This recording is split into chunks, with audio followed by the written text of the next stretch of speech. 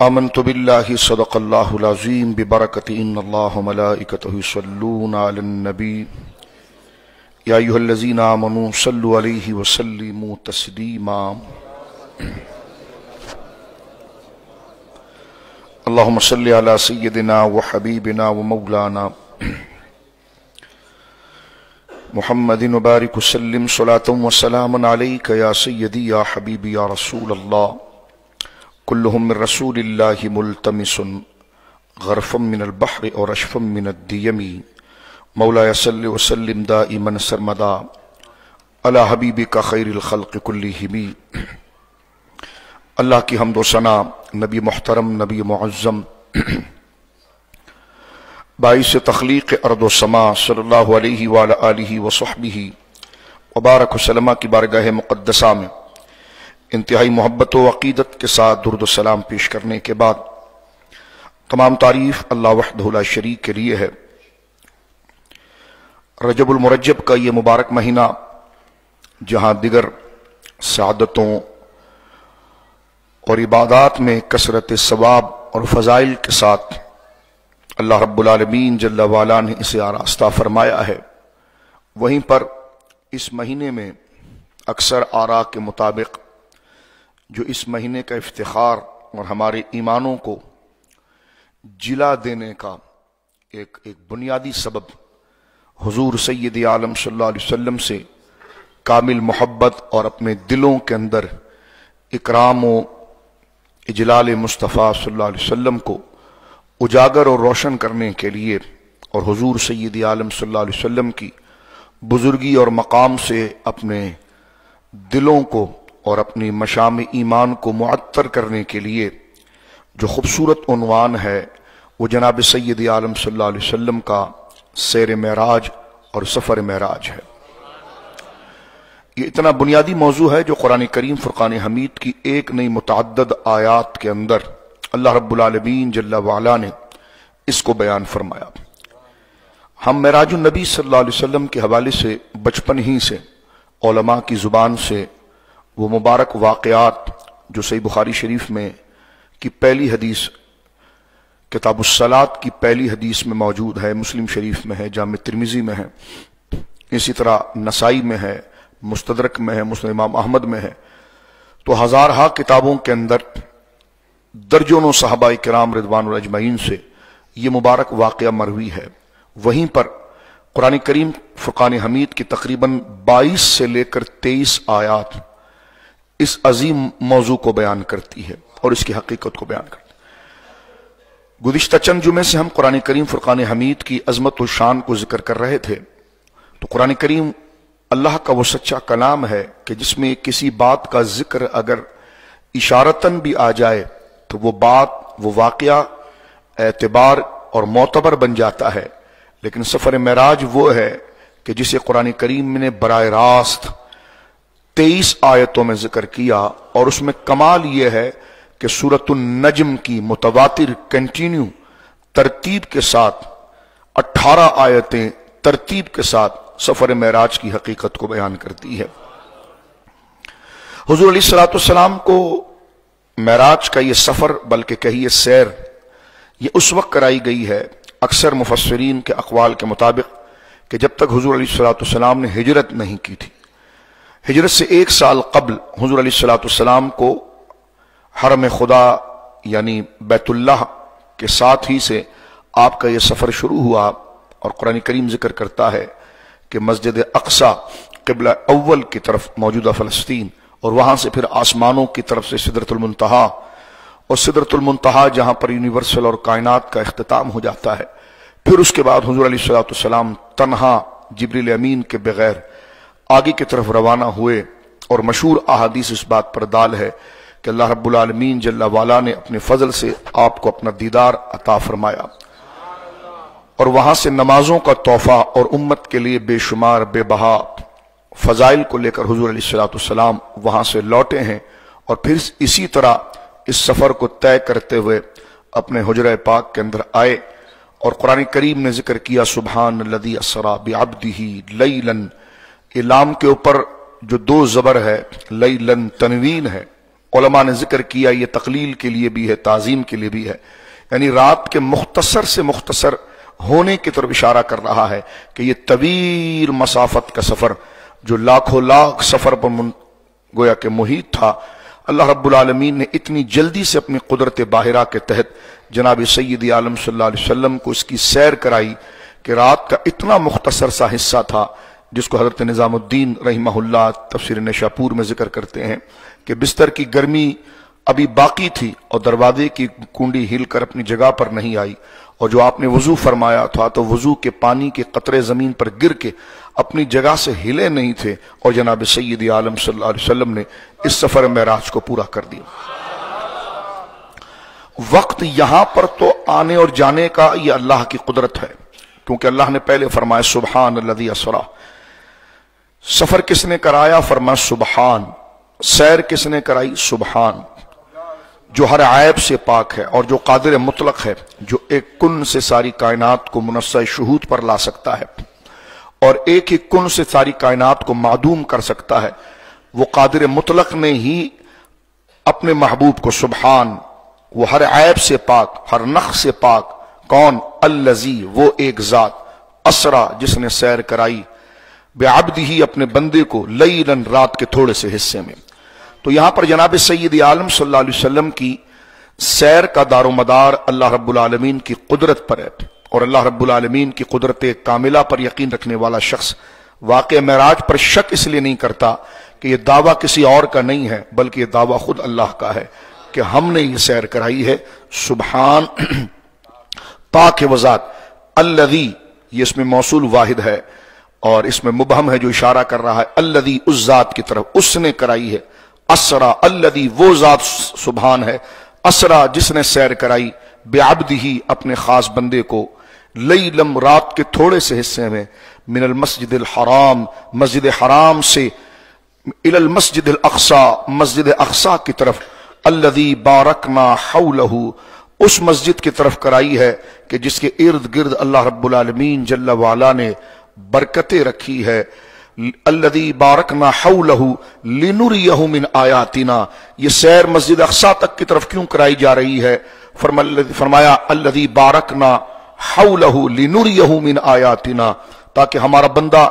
جو وہاں پر سیر کر رہا ہے، لنریہ من آیاتنا، تاکہ ہم خود دکھائیں اس کو اپنی کامل نشانیاں، انہ هو السمیع البصیر، بے شک وہ سمیع بھی ہے اور بصیر بھی ہے۔ یہ سورہ بنی اسرائیل 15واں پارہ شروع ہوتا ہے، تو اس کی سب سے پہلی یہ آیت ہے۔ ایک تو یہ ہے کہ یہ آیت کا یہ سادہ سا ترجمہ ہم نے وقت کے اختصار کے ساتھ ذکر کیا، ورنہ مہینوں بھی اس پر گفتگو کی جائے تو یہ موضوع اتنے کمالات اور اتنے دلائل اور ایک حکمت اور اتنے نکات کے ساتھ ہے کہ اس کا احاطہ نہیں ہو سکتا۔ جہاں یہ سفر رات کے تھوڑے سے حصے کے اندر ہو رہا ہے، وہیں پر ایسا نہیں ہے کہ بالکل رفتار کے ساتھ چلے گئے اور آ گئے۔ آنا جانا جہاں پر قدرت کا یہ کمال ہے کہ ایک رات کے تھوڑے سے حصے میں ہوا کہ جو تھوڑے سے بھی مختصر ہے، پلک جھپکنے سے پہلے لاکھوں سال کا سفر طے ہوا، لیکن دوران جب ہو رہی تھی تو ہر جگہ وقت مکمل صرف ہو رہا تھا۔ مسجد اقصی کے اندر صحیح حدیثیں 50 کے قریب ہیں، سارے انبیاء کرام جو اپنی مزاروں میں جا چکے ہیں حضور سے پہلے، وہ سب نکل آئے ہیں۔ مسجد اقصی کے اندر نماز ہوئی، حضور علیہ السلام کی ملاقات ہوئی۔ جب یہ سفر شروع ہوا ہے تو حضور فرماتے ہیں میں براق پر آیا، اور میرے براق نے، نسائی شریف کتاب الصلاۃ کی صحیح حدیث ہے کہ میرے براق نے سب سے پہلا پڑاؤ ایک پہاڑ کے اوپر کیا، اور مجھے جبریل امین نے کہا کہ آپ یہاں 2 رکعت نفل ادا کریں۔ رسول کریم صلی اللہ علیہ وسلم فرماتے ہیں میں نے 2 رکعت نفل وہاں ادا کی۔ میں نے جبریل سے پوچھا یہ کون سی جگہ ہے؟ فرمایا یہ وہ جگہ ہے جہاں حضرت موسیٰ پر وحی آئی تھی، اور یہ کوہ طور ہے۔ حضور فرماتے ہیں میرا براق، یہ نسائی شریف کتاب الصلاۃ کی صحیح حدیث، فرمایا وہاں سے میرا براق چلا اور ایک مکان کے اندر ہم اترے تو جبریل نے کہا یہاں پر آپ نماز ادا کیجیے۔ حضور فرماتے ہیں میں نے وہاں پر نماز ادا کی تو میں نے جبریل امین سے پوچھا یہ کون سی جگہ ہے؟ فرمایا یہ وہ مکان ہے جس میں حضرت عیسیٰ پیدا ہوئے تھے۔ تو دیکھیں یہ سارا تفصیلی مقام پورا چل رہا ہے، اور پھر تیسرے حضور فرماتے ہیں کہ پھر ہمارا پڑاؤ گویا کہ مسجد اقصی کے اندر ہوا۔ یہ جاری، اس کو روک دیں۔ اور فرمایا جب ہم مسجد اقصی کے اندر پہنچے ہیں تو وہاں پر انبیاء کرام موجود تھے، اور میں نے وہاں پر انبیاء کرام کی امامت کرائی، اور تمام انبیاء سے ملاقات ہوئی۔ اس دوران سفر کے اندر ایک بات اور بھی آئی جو مسلم شریف کے اندر موجود ہے۔ حضور فرماتے ہیں کہ میں براق پر سوار تھا، صحیح حدیث میں براق برق سے مبالغہ ہے، برق بجلی کو کہتے ہیں، یعنی ایک سواری اللہ کی طرف سے آئی تھی کہ جو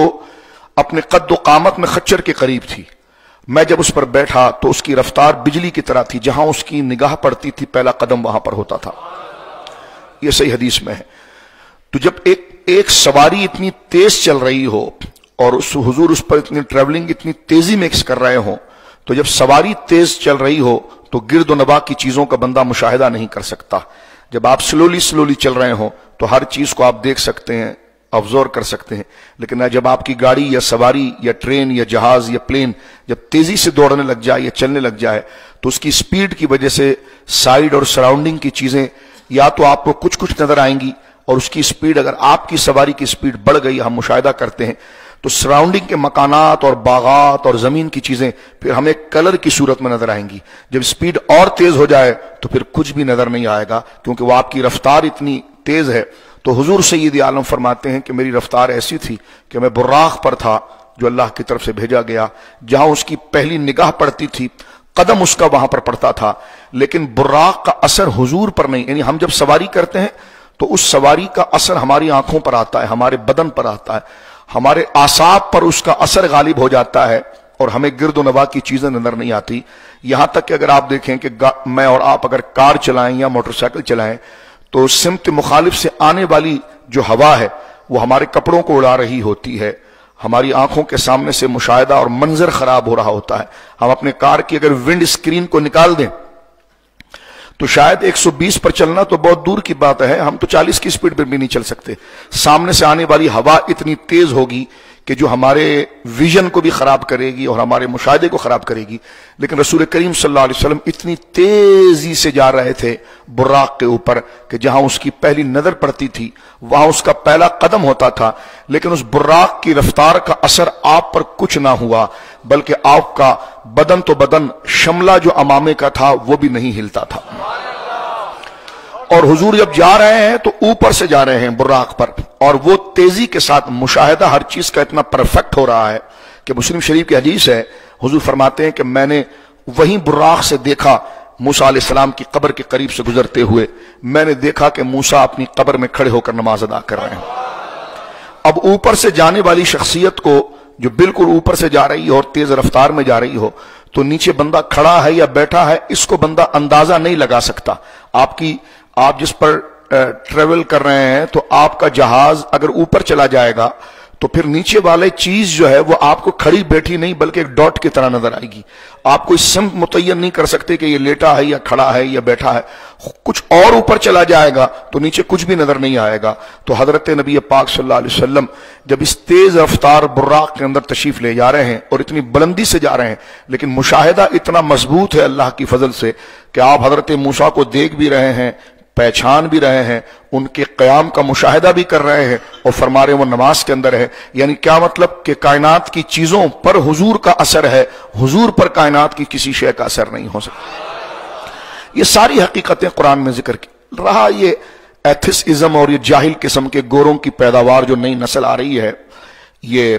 پرویز ہود جیسے اور غامدی جیسے، ان شیاطین کا اس موضوع سے کیا تعلق ہے؟ جب نصوص کے ساتھ ساری چیزیں آیا ہو چکی ہے، جب ڈراؤن کی یا جناب کسی سائنسدان کی تھیوری اگر وہ مرتب کرتا ہے تو یہ قرآن کی طرح اس پر ایمان رکھتے ہیں، آنے والا کوئی سائنسدان ان کی تھیوری کو ریجیکٹ کر دیتا ہے تو پھر ایمان اس پر لے آتے ہیں۔ تو جو صرف انسان کی پیداوار کی تھیوری پر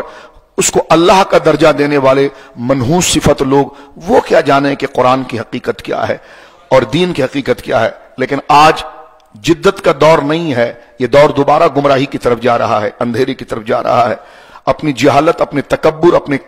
اپنے کم علم کی وجہ سے۔ جس طرح ہم نے 3 جمعہ مکمل الحاد اور ایتھسازم میں آپ کو بتایا ہے کہ یہ وہی جاہلانہ بات کرنا انہوں نے شروع کر دی ہے جو قرآن نے 1500 سال پہلے عرب کے جاہل بدوؤں کو جو عقیدہ رکھتا ہوا کہ ہم خدا تو نہیں ہے، ہم تو یوں ہی پیدا ہو جاتے ہیں، ہم تو یوں ہی مر جاتے ہیں، یہ کائنات خود ہی بن گئی ہے۔ تو یہ 1500 سال پہلے جو قرآن نے عرب کے جاہل بدوؤں کے کانسیپٹ کو ذکر کر کے رد کیا ہے. آج بڑی بڑی یونیورسٹیوں میں پڑھنے کے بعد ایتھسٹ کہتا ہے کہ نہیں جناب یہ تو زمانہ قدیم ہے، خود ہی بن گیا، گیسز آ گیا، بلاسٹ ہو گیا، بگ بینگ ہو گیا. تو یہ جو بکواسات آج جو یہ کر رہے ہیں یہ کوئی ترقی علم نہیں ہے، بلکہ نام ترقی کا ہے. دوبارہ اس جہالت کے دور میں جا چکے ہیں جس کا قرآن کریم نے لاجیکل انداز میں بھی اور نقلی انداز میں جس طرح کہ ہم نے قرآن کی آیات پیش کی ہے اس کو رد کیا ہے. خیر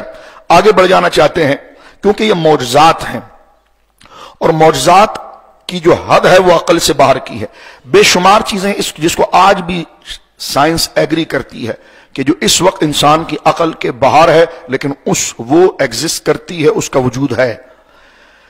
آج بھی سائنس کے ماہرین اس بات کا ادراک کرتے ہیں کہ کائنات کا حصہ 95% سے زیادہ ایسا ہے جو اپنے ہونے اور اپنے مقام میں ایگزسٹ اور اپنا وجود رکھتا ہے، لیکن ہماری اپروچ اس تک نہیں ہے. تو جب آپ کی ریسرچ ہی اتنی اب تک کم ہے اور کائنات کے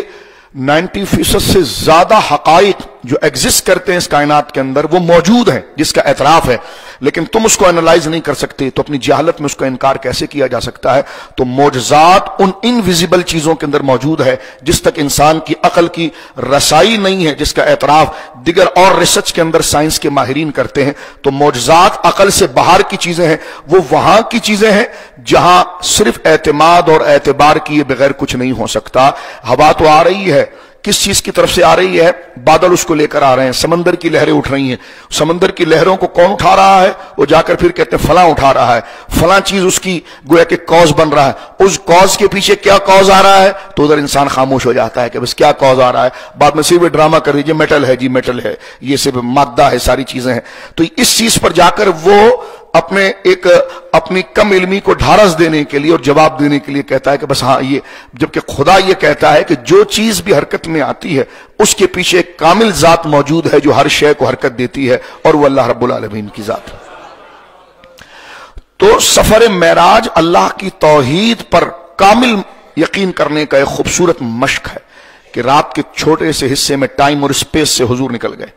اور لامکان پر تشریف لے گئے جہاں نہ ٹائم ہے نہ اسپیس ہے، اور اللہ رب العالمین جل وعلا نے اپنا دیدار عطا فرمایا. تو قرآن کریم نے اس کو ذکر کیا. اب میں بات کو سمیٹتے ہوئے عرض کرنا چاہتا ہوں، یہ اتنا ضروری موضوع ہے کہ اس کو باقاعدہ قرآن نے چیلنج کے طور پر بیان کیا ہے. ایک تو سبحان الذی اسریٰ ہے کہ پاک ہے وہ ذات، الزام لگانے سے پہلے سمجھ لینا بغیر ستون کے اگر یہ آسمان کھڑا ہے یا زمین کھڑی ہے، جس طرح کے ماہرین ملحد کہتے ہیں کہ جناب چاند اگر تھوڑا سے نیچے آ جائے تو زمین پر برف جم جائے، سمندر تھوڑا اور گہرا ہو جائے تو ساری زمین اس کے اندر چلی جائے،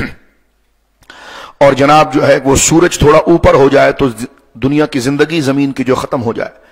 بقول ان کے اگر زمین گردش بھی کر رہی ہے تو جس رفتار سے کر رہی ہے اس سے سست ہو جائے تب بھی خرابی ہو جائے، اس سے تیز ہو جائے تب بھی خرابی ہو جائے، سست ہو جائے تو دن سالوں کے برابر ہو جائے، اور جناب رفتار ہو جائے تو جناب پوری کوئی نظامی باقی نہ رہے. تو کوئی ان سے پوچھے کہ جناب عجیب سا یہ بگ بینگ تھا، عجیب سا دھماکہ تھا کہ ہر چیز کائنات کی پرفیکٹ بھی تھی اور دھماکہ بھی تھا، لیکن اگر اس دھماکے کو کن فیکون کہہ دیا جائے تو اس پر آپ اعتراض کیوں کرتے ہیں؟ جس کو آپ دھماکہ کہہ رہے ہیں اور اس طرف پہنچ کر آپ اس بات کو سمجھ رہے ہیں کہ کوئی چیز ایگزسٹ کر رہی ہے، اور یہ کہ جناب گیسز کا بلاسٹ ہوا اور وہ چیز ماریز وجود میں آ جائے، تو اگر قرآن اس کو کن فیکون کہہ کر اس کو صحیح تعبیر کر دے تو پھر اس کن فیکون پر کہ ہو اور ہو گیا، ہو اللہ کا حکم تھا، وہ چیز منصع شہود پر آ گئی، تو اس پر اعتراض کہتے. لیکن سورہ بنی اسرائیل کی آیت نمبر 60، کیونکہ ہر درس قرآن میں ہم اپنا ایک ہوم ورک بناتے ہیں اور قرآن کریم کی ایک آیت خود کے لیے اور اپنے دوستوں کے لیے رکھتے ہیں کہ گھر میں جا کر پھر فراغت کے بعد اس آیت کو دیکھیں.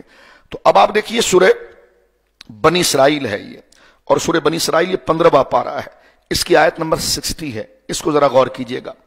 قرآن کریم نے اس بات کو ذکر کیا تھا کہ حبیب ہم تیری ذات پر اپنی قدرت کا اتنا بڑا مظاہرہ کریں گے کہ اس کے ذریعے پھر ہم لوگوں کو دیکھیں گے کہ جو لوگ ہمیں اس بات کو کا دعویٰ کرتے تھے ہمارے بارے میں اور اعلان اور نعرہ لگاتے تھے کہ اللہ ہر چیز پر قادر ہے، اللہ قادر مطلق ہے، وہی ہمارا رب ہے، وہی سب کچھ کر سکتا ہے، تو اس دعوے کی حقیقت ان کے دلوں کے اندر کتنی ہے اس کو ہم آزمائیں گے کہ یہ صرف زبانی جمع خرچ ہے یا دل سے ہمارے اختیار، ہماری قدرت کاملہ کو یقین کرتے ہیں. تو ہم اس زبان کے دعوے کے ساتھ ان کے دل کی طرف بھی چلیں گے اور اس کو آزمائیں گے. کس طریقے سے؟ تجھے ہم تیری ذات پر ہم اپنی اپنی قدرت کا ایسا مظاہرہ کریں گے کہ جس کو دیکھ کر لوگ خود اس بات کی طرف آئیں گے اور انہیں فرق ہو جائے گا کہ کون تیری ذات پر ظاہر ہونے والا ہماری قدرت کا وہ اعلان اور مظاہرہ اور عمل اس کو دیکھ کر کہتا ہے کہ واہ اللہ ہر چیز پر قادر ہے، اس کا مظاہرہ حضور کے اس معجزے سے ہو گیا۔ اور کون ہے جو اپنی عقل کو اور اپنی وقتی ریسرچ کے گرد ہی ایک زندہ لاش بن کر اور اپنی ریسرچ سینٹر سے میں جو چیز منصع شہود پر آ گئی ہے اس چیز پر ایمان لائے، یا جو اس کی جہالت میں لوگوں کی گپ کو سن کر ایک عقیدہ بنا دے اور زبان سے تو وہ کہتا رہے کہ ان اللہ علی کل شیء قدیر، جب ہم اپنی قدرت اور ہر شے پر قادر ہونے کا اعلان تیری ذات سے کریں تو وہ انکار کر بیٹھے۔ تو اب دیکھیں قرآن کیا کہتا ہے، وَمَا جَعَلْنَا الرُّؤْيَا الَّتِي أَرَيْنَاكَ إِلَّا فِتْنَةً لِلنَّاسِ، یہ سورہ بنی اسرائیل کی آیت نمبر 60 ہے۔ اور کوئی مسلمان طالب علم کو ایتھیسزم اور پرویز ہود جیسے جنگلی قسم کے لوگوں سے متاثر ہونے کی ضرورت نہیں ہے، صرف قرآن کو پکڑنے، قرآن نے ہر عقلی بے لگام کو لگام دی ہے اور ان تمام چیزوں کا جواب دیا ہے، کیونکہ کتاب قرآن ہدایت ہے۔ ایک بچہ میرے پاس آیا، اس نے چند چیزیں قرآن کی فزکس کے اصول کے حوالے سے نکالی تھی اور مجھ سے کہنے لگا کہ جناب مولانا یہ بتائیے کہ یہ قرآن جو ہے فزکس کے ان اصولوں کو ایڈریس کرتا ہے اور آگے کی باتوں کو بیان کرتا ہے، تو آپ بتائیے کہ قرآن جو ہے فزکس کی کتاب ہے؟ میں نے کہا نہیں۔ تو اس کے ساتھ اس کی یونیورسٹی کا ایک دوسرا دوست تھا، اس نے کچھ ریسرچ ہسٹری پر کی ہوئی تھی، تو اس نے ہسٹوریکل پلیس یا اس نے کہا قرآن نے دیکھیے آج انسان ریسرچ کر کے ان زمینوں پر پہنچ رہا ہے، اس مقام پر پہنچ رہا ہے، ان جگہوں پر پہنچ رہا ہے اور ان آثار کو بالکل پا رہا ہے جو اس قوم کے ہونے کا وجود ہے جو 4,000 سال پہلے گزر گئی ہے۔ اور نبی پاک صلی اللہ علیہ وسلم نے کوئی سیر کی تھی، نہ اس جگہ پر کبھی گئے تھے، نہ مکہ مدینہ سے کبھی باہر نکلے تھے، اور آپ کے سینے پر جو کلام اترا اور آپ نے پہلی ان چیزوں کے بارے میں بتا دیا تھا جو 5,000 10,000 ہزار سال پہلے گزری ہے، اور آج ہم وہاں پر پہنچ کر وہاں کی زمین کی مٹی یا وہاں کے نمونے کو جب ریسرچ کرتے ہیں تو پتا چلتا ہے کہ ہاں یہ اتنے سال پرانی ہے، یہ اسی قوم کے آثار ہے۔ تو اس نے کہا کہ جناب یہ تو حضور کے سینے پر جب قرآن اترا تو قرآن نے تو نہ حضور اس جگہ پر گئے، نہ مصر گئے، نہ مصر گئے، نہ جناب ان مقامات پر گئے، نہ کھنڈرات پر گئے، نہ حضرت ابراہیم علیہ السلام کے ان مقامات بابل کی طرف گئے، اور جو قرآن نے ذکر کیا آج 2023 میں پہنچ کر انسان وہاں پہنچ کر اس جگہ کی جب تحقیق کرتا ہے تو اس جگہ کی ہر ذرے ذرے اس بات کی طرف اشارہ کرتے ہیں کہ ہاں یہ اسی قوم کے نشانات ہیں جو اتنے ہزار سال پہلے گزر چکے ہیں۔ تو اس نے کہا مجھ سے کہ پھر کیا قرآن کوئی ہسٹری کی کتاب ہے؟ پہلے نے کہا تھا فزکس کی، کہ کوئی ہسٹری کی کتاب ہے؟ میں نے کہا ایسا بھی نہیں، قرآن ہسٹری کی کتاب بھی نہیں، نہ فزکس کی کتاب ہے، کیونکہ ان کا سبجیکٹ یہ تھا۔ تو کہا پھر قرآن کیا کتاب ہے؟ ہم نے کہا ہدایت کی کتاب ہے۔ نہ یہ فزکس ہے اصلاً، اور نہ یہ ہسٹری کی کتاب ہے، نہ یہ میتھمیٹکس کی کتاب ہے، بلکہ یہ ہدایت ہے۔ انسان کو کسی چیز کی سمجھ کے لیے جتنے علوم اور اس کی ہدایت کے لیے جتنے قرینے اس کی عقل کو اپروچ کرتے ہیں ان تمام چیزوں کو قرآن بیان کرتا ہے۔ لہذا آج کھڑے ہو کر اسلام کا مذاق اڑانا یہ اپنی جہالت ہے۔ یہ ان گوروں کی طرح ہی ہے جنہوں نے سویڈن جیسے منحوس علاقے کے اندر قرآن کریم کو جلایا، اور جلا کر اپنی معاذ اللہ توہین کر کے جلا کر انہوں نے اپنی گویا کہ احساس محرومی کا اظہار کیا کہ اس امن کے سیلاب کو کون روک سکتا ہے، اور اس مبارک پیغام کے پھیلاؤ کو کون روک سکتا ہے جو سرحدوں کو چیرتا ہوا، پہاڑوں دشت کو چیرتا ہوا ہر انسان کے دل تک اپروچ کر کے اپنا پیغام پہنچاتا ہے۔ تو گورا اور ایتھس اور اسلام دشمن قرآن کے پھیلاوے کے سامنے عاجز آ کر قرآن کا کو تو کچھ نہ بگاڑ سکے، اپنی احساس کمتری کے لیے انہوں نے قرآن کو جلایا۔ یہ جلانا ان کی احساس محرومی، ان کی پستی، ان کی ہار تھی، کیونکہ قرآن اتنا خوبصورت، اتنا مضبوط، اتنا سچا کلام ہے کہ جو انسان اس کو پڑھتا ہے اس کے پیچھے چل پڑتا ہے اور سمجھ لیتا ہے کہ میرے رب کا یہ کلام ہے کہ جو میں ڈھونڈ رہا تھا اپنی بے چینی کے اندر، اور ان کبھی صحراؤں میں، کبھی لالازاروں میں، کبھی میدانوں میں، جس تسکین کا میں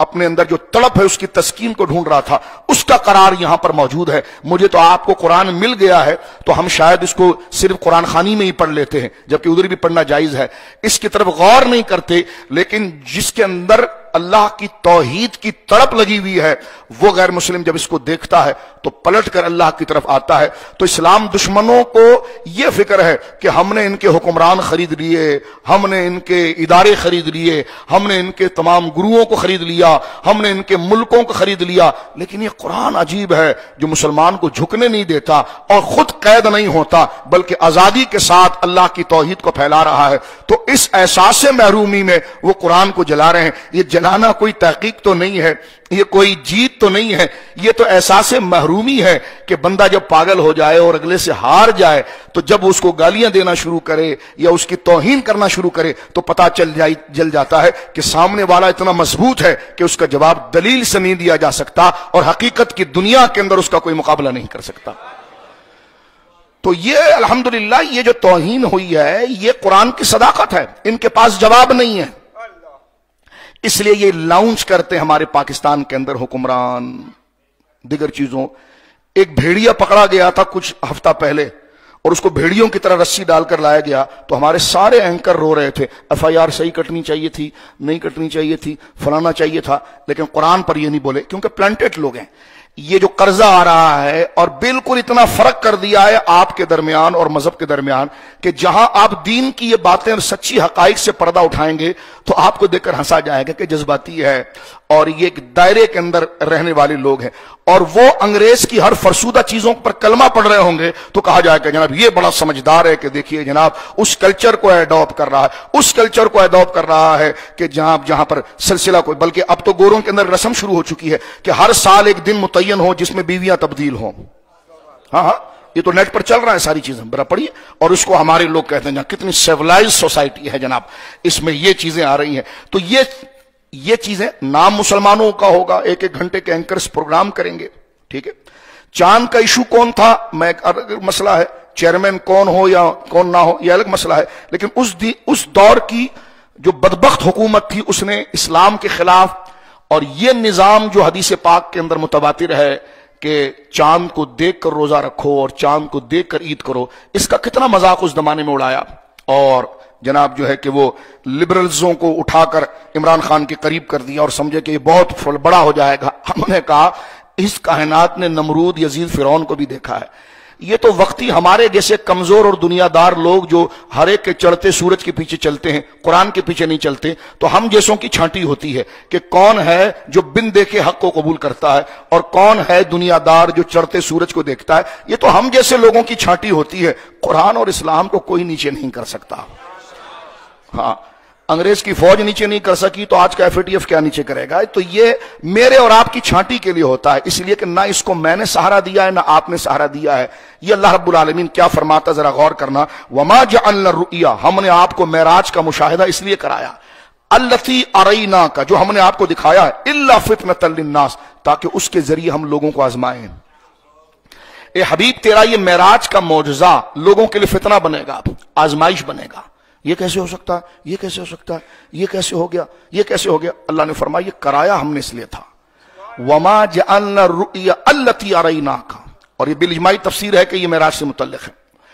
کہ ہم نے جو آپ کو یہ رؤیا یعنی مشاہدہ جو کرایا ہے، التی اریناک، جو ہم نے آپ کو اس رؤیا اس مشاہدے میں جو چیزیں دکھائی ہیں، فرمایا الا فتنۃ للناس، یہ لوگوں کے لیے آزمائش بنے گا۔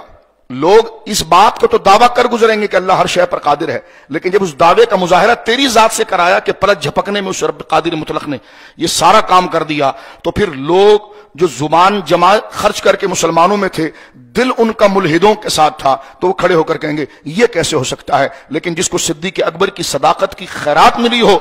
وہ کہے گا کہ اس سے بڑی کام کرانے پر بھی اللہ رب العالمین قادر ہے۔ تو اس لیے معراج کو بہت سنجیدگی سے سمجھنا چاہیے۔ اب میں بات کو سمیٹتے ہوئے، یہ تو سورہ بنی اسرائیل کی ایک آیت ہے جو میں نے آپ کے سامنے ذکر کی ہے، دوسری آیت وہ تھی جو یہ تو آیت نمبر 60 ہے بنی اسرائیل، ایک ہی سورت کی 2 آیتیں ہیں جو معراج کو بیان کرتی ہے، ذرا غور کیجئے گا، اور زندہ لاش بن کر نہیں، کچھ گویا کہ سمجھداری کے ساتھ اور چہرے پر کچھ قبولیت کے آثار لا کر کیجئے گا۔ اسلام کو میری اور آپ کی نہ نماز کی ضرورت ہے اور نہ ہمارے جمعوں کی ضرورت ہے، یہ ساری چیزیں ہماری ضرورت ہے، ہاں اس کے بغیر بھی دین چلتا رہے گا، تو لہذا ہمیں شوق ہونا چاہیے، ٹھیک ہے جی۔ بجلی بڑی ہو گئی، یہ ہو گیا، وہ تو ہوگا، ظاہر سی بات ہے، جو حالات ہیں ہماری ہوس و لالچ کی وہ تو چیزیں ہوں گی، اللہ فتنے سے محفوظ فرمائے۔ تو سورہ بنی اسرائیل کی آج کا سبق صرف یہ ہے کہ ہم قرآن کے ذریعے معراج کو دیکھیں گے، اس کی ڈیٹیل میں نہیں جائیں گے۔ درمیان میں کچھ سادے لوگ ہوتے ہیں جن کا پورا دن کام جو ہے وہ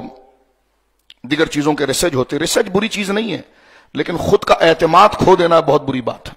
سمندر میں جا کر اس میں غوطہ زن ہو کر تیراک کر کے زمین سے اس کے دفینے اور خزانوں کو نکالنا بری بات نہیں ہے، لیکن یہ دیکھنا چاہیے کہ